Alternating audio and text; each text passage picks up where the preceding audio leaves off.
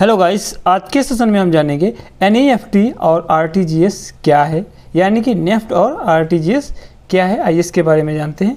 NEFT का मतलब है नेशनल इलेक्ट्रॉनिक फंड ट्रांसफ़र।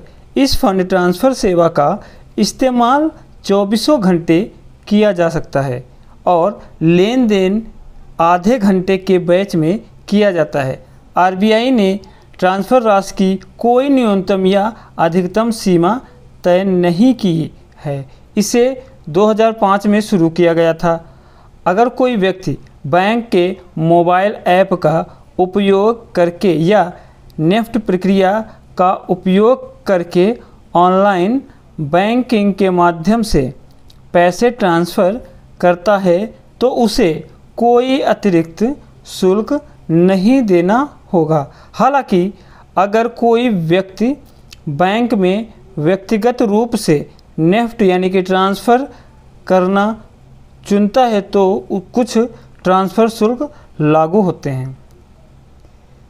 उदाहरण के लिए, आप जो धनराशि ट्रांसफ़र करना चाहते हैं उसके आधार पर XYZ बैंक कोई भी हो आपसे 2.5 रुपये से लेकर 25 रुपये GST को छोड़कर तक का शुल्क ले सकता है।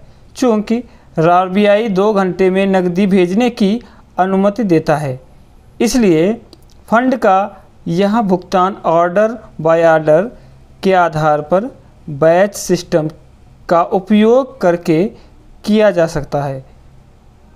इंटरबैंक ट्रांसफ़र स्कीम यानी कि IBTS या आरबीआई की पुस्तकों का उपयोग करके किया गया कोई भी निपटान हस्तांतरण को अपरिवर्तनीय और अंतिम बना देता है।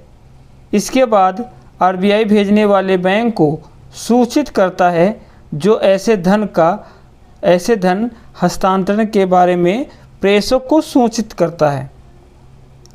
आरटीजीएस क्या है? आरटीजीएस या रियल टाइम ग्रॉस सेटलमेंट से एक खाते से दूसरे खाते में तुरंत धन हस्तांतरण किया जा सकता है। 2004 में शुरू की गई आरटीजीएस प्रणाली मुख्य रूप से बड़ी मात्रा में लेन देन को संभालने के लिए डिज़ाइन की गई है। इसलिए जबकि हस्तांतरण राशि पर कोई सीमा नहीं है, आपको एक बार में कम से कम 2 लाख रुपये भेजने होंगे। जब लेन देन की राशि बड़ी हो और भुगतान तुरंत करना आवश्यक हो तो आरटीजीएस विशेष रूप से सहायक होता है। उदाहरण के लिए, ABC बैंक के लिए अनुशंसित अधिकतम स्थानांतरण सीमा 10 लाख रुपये हो सकती है, जबकि XYZ बैंक के लिए दैनिक अधिकतम स्थानांतरण सीमा 20 लाख रुपये हो सकती है।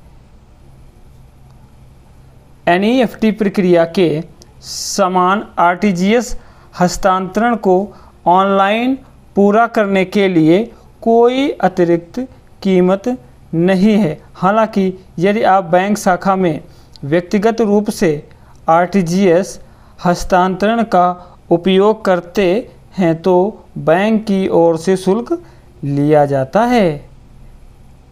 आरटीजीएस और एनईएफटी में अंतर।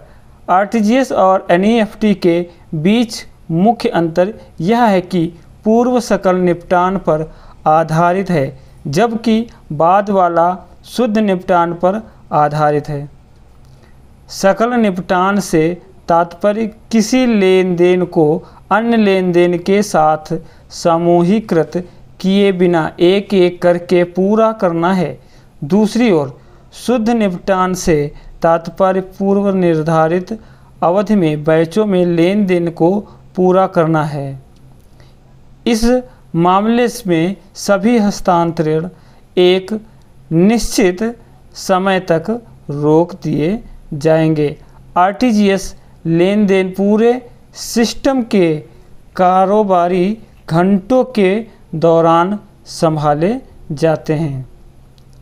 अगला है दूसरा, आरटीजीएस का उपयोग करते समय पैसा तुरंत प्रेषित हो जाता है और निर्धारित 30 मिनट के भीतर लाभार्थी के खाते में आ जाता है। NEFT लेन देन के लिए स्थानांतरण समय में अक्सर 2 घंटे तक का समय लगता है, लेकिन यह बैच समय और कट ऑफ समय पर निर्भर करता है। सुबह 8 बजे से शाम 7 बजे के बीच कई बैच होते हैं, जिसके परिणाम स्वरूप हर आधे घंटे में एक बैच होता है। यह केवल कार्य दिवसों पर ही सही है। नतीजन RTGS नेफ्ट की तुलना में कहीं ज़्यादा तेज़ी से फंड ट्रांसफ़र करता है। तीसरा, खुदरा बैंकिंग में RTGS लेन देन को पूरा करने के लिए आवश्यक न्यूनतम राशि 2 लाख रुपए है, लेकिन कोई अधिकतम लेन देन राशि निर्धारित नहीं है। खुदरा बैंकिंग में NEFT लेन देन के लिए कोई न्यूनतम या अधिकतम राशि निर्धारित नहीं है। NEFT का उपयोग छोटे लेन देन के लिए भी किया जा सकता है, जबकि RTGS का उपयोग केवल बड़े लेन देन के लिए किया जाता है। अगला है फंड ट्रांसफ़र के लिए ध्यान रखने योग्य। प्रत्येक हस्तांतरण के लिए समय बैंक के आधार पर अलग अलग हो सकता है। फंड ट्रांसफ़र शुरू करने से पहले विचार करने योग्य महत्वपूर्ण बातें RTGS के संचालन के घंटे बैंक और क्षेत्र के आधार पर अलग अलग होंगे। IMPS और नेफ्ट भुगतान विधियाँ 24 घंटे उपलब्ध हैं। धन हस्तांतरण के लिए अलग से शुल्क लिया जाता है। हालांकि यदि आप स्वयं धन प्राप्त करते हैं तो कोई शुल्क नहीं लगता है। वर्तमान नियमों के अनुसार लेन देन शुल्क पर GST लगाया जाएगा। Okay, thank you.